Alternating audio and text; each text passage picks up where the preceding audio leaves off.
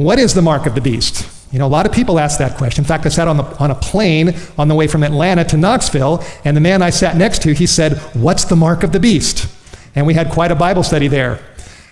There's a lot of opinions on this subject. If you were to go onto Google, and if you were to type in mark of the beast, what is it, you would get a lot of different opinions. A friend of mine did that, and he handed me this recently, and he said he did that, and he found 10,700,000 hits. A lot of opinions about the mark of the beast. And my conviction is that God does not want us to do theology by Google. He wants us to do theology based on his book. Does that make sense? Based on the Bible. What does the Bible say? And it's actually shocking when you really read carefully what the Bible says about this subject. Our first text is Revelation chapter 19, verse 20. On the screen, the Bible says, "The beast was captured, and with him the false prophet, who worked signs in his presence, by which he," and what's that next word? He deceived, right, those who had, and what's that next word? Received the mark of the beast. Now, I've just put part of the verse on the screen, and I want to make a point about it, that the Bible says that those who receive the mark of the beast are deceived, ultimately deceived by the devil. And that tells me that this subject is, it's a subject that unless you really know the facts, people can be misled.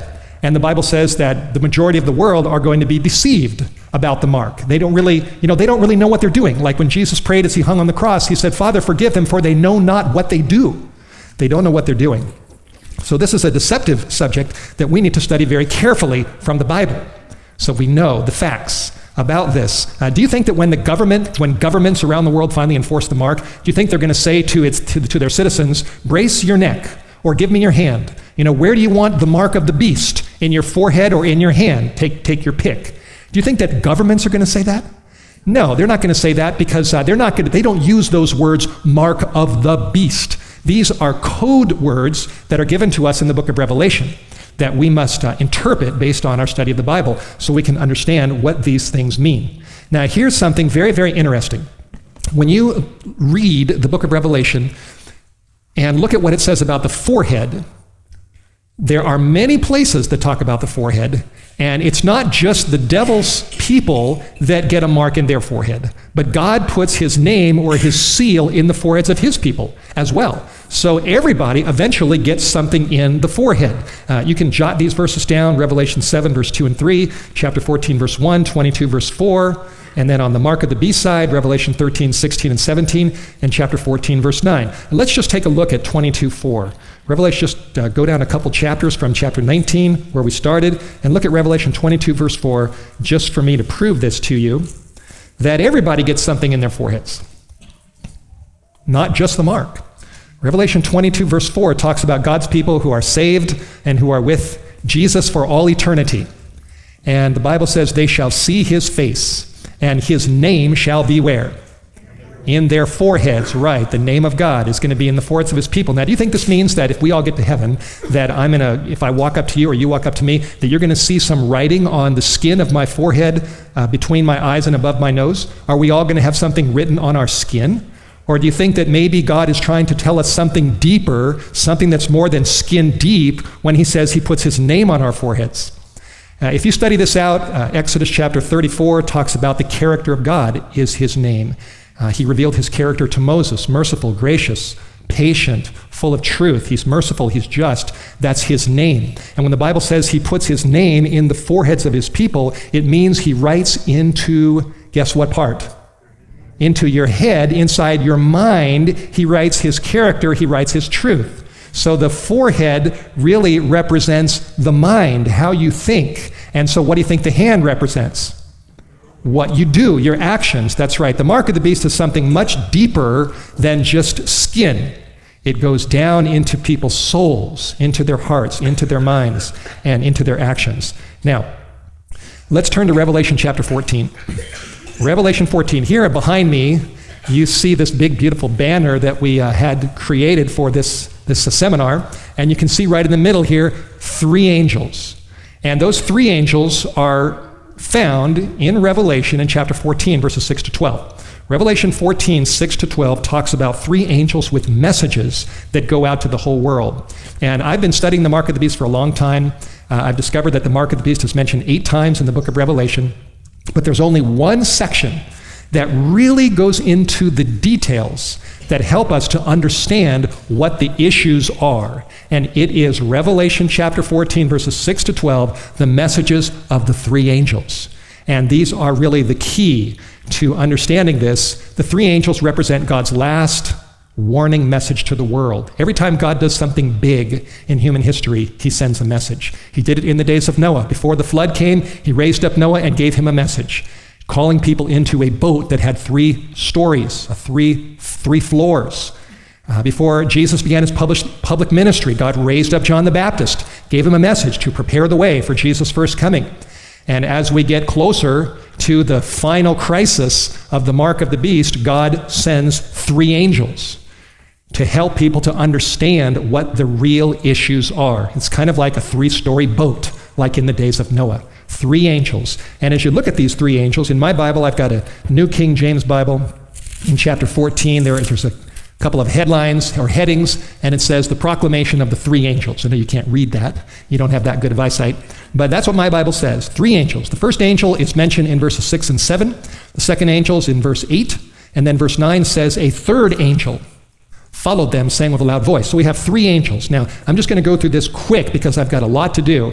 But the first angel, it says he's flying in the midst of heaven, and he has the everlasting gospel. Verse 6, to preach to those that dwell upon the earth, to every nation, tribe, tongue, and people, to the whole world. So the message of the first angel starts out with an emphasis on the gospel. And the word gospel means good news, and who's at the heart of the good news? It's Jesus, that's right. God is not going to send any message to the world that doesn't have Jesus in the middle of it. So the first angel starts out with the gospel. Verse 7, he says with a loud voice, fear God and give glory to him. And that's what we need to do. Put God first and give him glory. We don't put man first, we put God first. And then it says, for what time is it? For the hour of his judgment has come. We are living in a judgment time. Most people don't know that, but we are. We're living in a judgment time. And then it says, worship him who made heaven and earth and the sea and the springs of water. So that's the message of the first angel. Focus on Jesus, believe the gospel, put God first. We're living in a judgment time, and we need to worship the maker of all life. How relevant are those words to us today? We all need these things. We all need this message from God. Now, the second angel then comes along in verse 8. Another angel followed them and said, Babylon is fallen, that great city, because she has made all the nations drink the wine of the wrath of her fornication. I don't have time to do a detailed study on Babylon. It's described in Revelation chapter 17. It represents a massive system of deception that leads people astray from the simple truths of the Bible. So that's the warning of the second angel. All the nations have drunk Babylon's wine, or false teachings. Verse 9 says, then the third angel followed them, and he said with a loud voice, if anyone worships the beast and his image and receives his mark on his forehead or his hand, on his hand, some Bibles say in his hand or on his hand, he himself shall drink the wine of the wrath of God, which is poured out full strength into the cup of his indignation. He shall be tormented with fire and brimstone in the presence of the holy angels and in the presence of the Lamb. And the smoke of their torment ascends up forever and ever. And they have no rest day or night who worship the beast and his image, and whoever receives the mark of his name. It's very clear when you read these verses that this is definitely a life or death subject. Wouldn't you agree? You can read your whole Bible from Genesis to Revelation, and you'll never find a set of verses that are more solemn than what we just read. God is very earnest with us about this subject. He's saying, whatever you do, don't get that mark. Whatever it is, whatever you do, don't get it, because if you do, you're going to drink the wine of the wrath of God. This is life or death, folks. So we need to really know what our Bible says about this. And the way I understand this, God speaks strongly, not because he's a meanie in the sky, not because he's bad or harsh or cruel, but it's because he loves us so much that he wants us to really realize that the mark of the beast is the devil's greatest deception at the end of time. And if we get it, we're lost. And God doesn't want any of us to be lost, so he speaks strongly.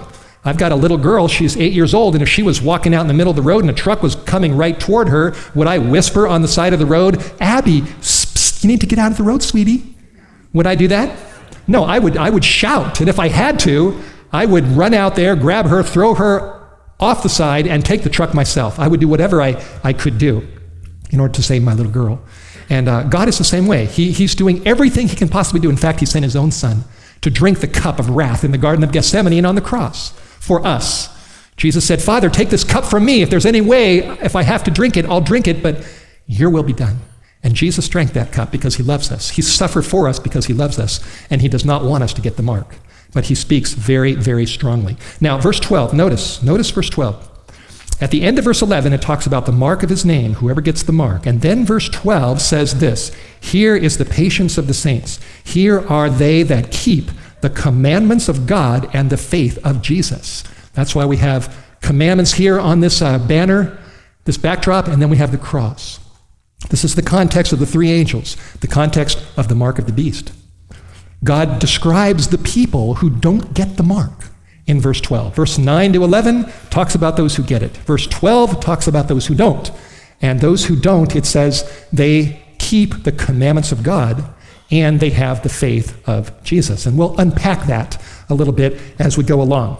Now, as you look at this on the screen and as you look at this backdrop here, I don't know how should I say this? I want to try to impress you as strongly as I can that what you are looking at are the real issues. These are the real issues. A lot of people talk about the mark of the beast and 666 and all kinds of things, and they really don't know what they're talking about. But what you're looking at on the screen, these are the real issues in reference to the mark. Anything else that doesn't take these issues into consideration, they are fantasy and illusion. Fantasy and delusion. This is God's message for the world. God speaks to the whole world through three angels to help people to understand what the issues are.